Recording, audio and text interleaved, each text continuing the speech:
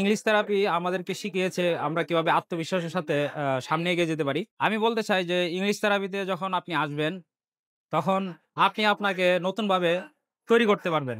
আসসালামু আলাইকুম everyone. Good time to all of you. Hope all are fit and fine, and I'm also fine by the grace mighty of Allah.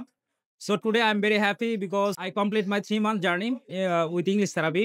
I get this award, most dedicated student. I feel so proud. Actually, it's for hardworking, not easy for take this award. English therapy এটি হচ্ছে একটি বিশ্বস্ত প্রতিষ্ঠান and আমরা এখানে যখন প্রথম এসেছি তখন আসলে I cannot able to speak English.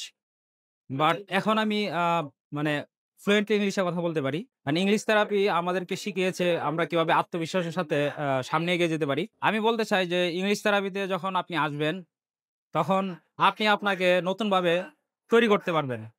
আসলে ইংলিশ থেরাপির সমস্ত টিচার তারা খুবই আন্তরিক, খুবই friendly and English therapy like আপনার তাদের যে মেথড শিক্ষা টিচিং যে মেথডটা এটা আসলে অমায়িক।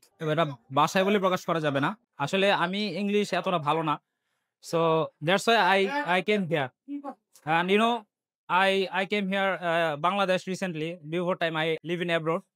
So I know this English is important. কারণ আমি যখন বিদেশে ছিলাম তখন প্রবলেমের সম্মুখীন হয়েছি বিফোর দ্যাট যাই জাস্ট ফর ইংলিশ। আমি ৩ বছর যাবত ইংলিশ থেরাপিকে ফলো করি।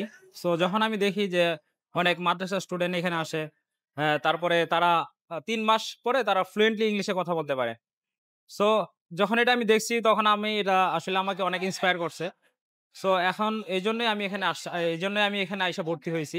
I believe it myself now and also I believe it I can speak like thousand of people like any kind of hesitation. So assalamu alaikum everyone.